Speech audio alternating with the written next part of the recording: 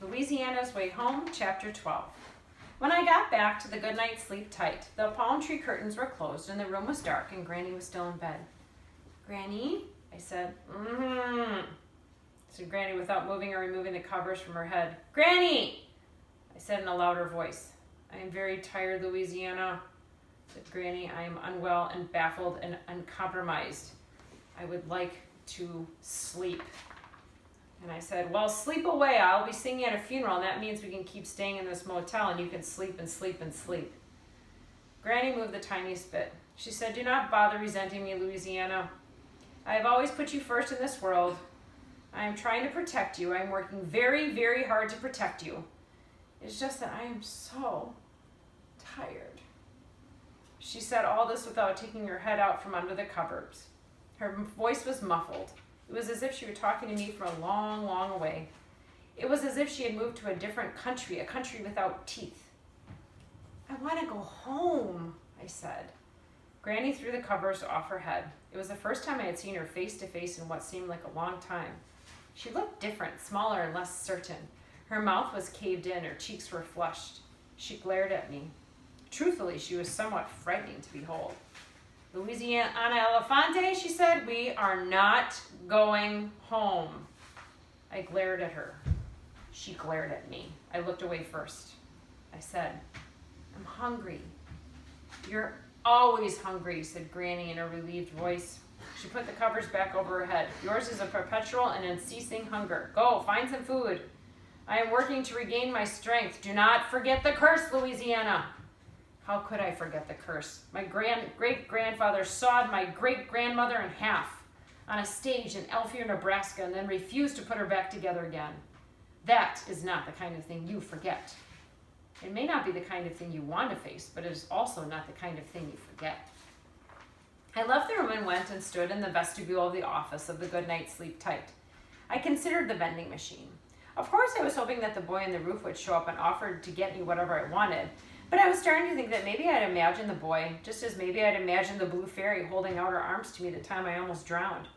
Had I imagined the blue fairy? I could not say for certain. Had I imagined the boy? I did not think I had. I knew for a fact that I did not imagine the crow named Clarence, because he had been sitting on top of the Good Night Sleep Tight sign when I stepped out of my room.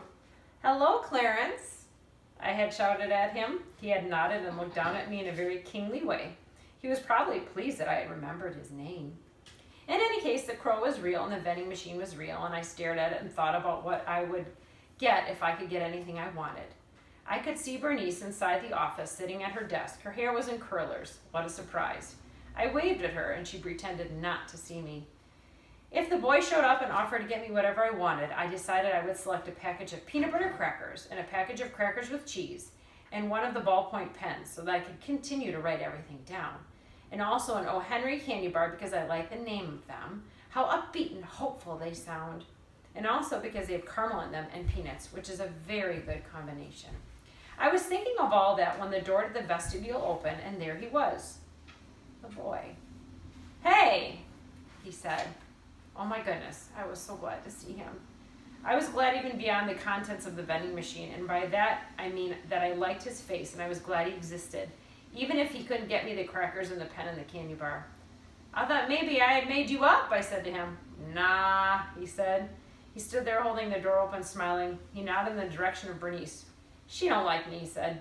Any minute now and she'll be out here with her broom trying to chase me off. Come on. The minute we stepped outside, Clarence came swooping down from the sign and landed on the boy's shoulder. I had never seen such black and shiny feathers. The crow stared at me and I stared back at him, and looking into his eyes was like looking in a dark mirror.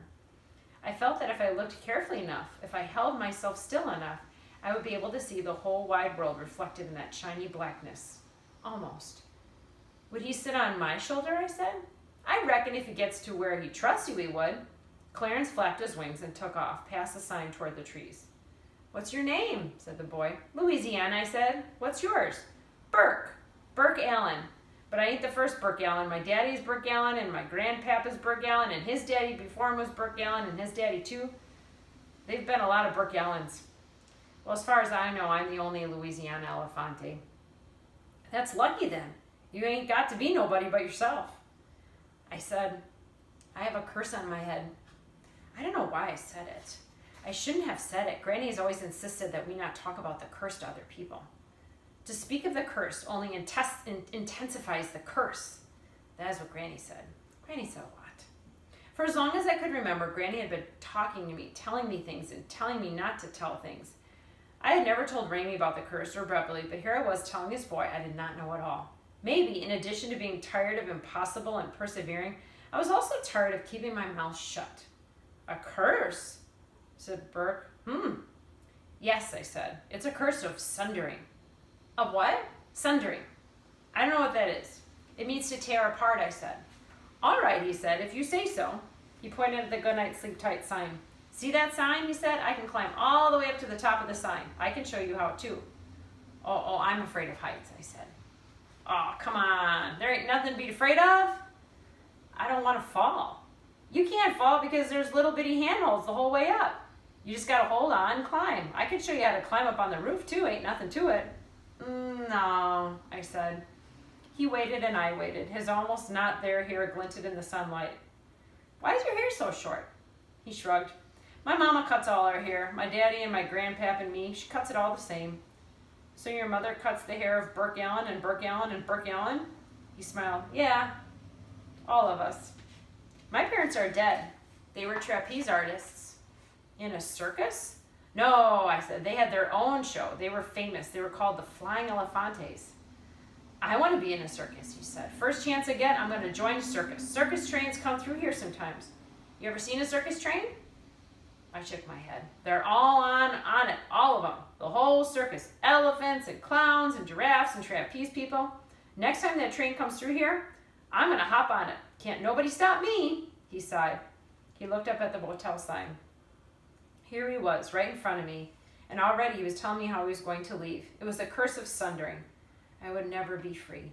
Suddenly, I felt terrified and also annoyed with Burke Allen. I thought you said you could get me anything I wanted out of that vending machine. I can. Good, I told him. I want the cheese crackers and the peanut butter crackers and an O. Henry candy bar and also a pen to write with. He grinned at me. I'll be right back, he said.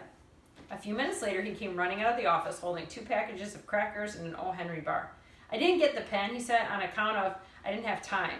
Bernice is right behind me, and she ain't happy. Well, Bernice was never happy, was she? Come on, he said, we gotta run. I ran with him. We ran into the woods. At some point, Clarence showed up, and he flew over our heads and cawed and cawed. He was laughing as if somebody had just told him a joke. Crows have a good sense of humor. I ran with Burke and Clarence, and I forgot about Granny being toothless and diminished. I forgot about Miss Lulu and how badly she played the organ, how she refused to share her caramels. I forgot that there was no phone listings for Rainey Clark or Beverly Topinski, and I forgot that I had to sing at Hazel Elkhorn's funeral. I forgot that I was far from home. I ran.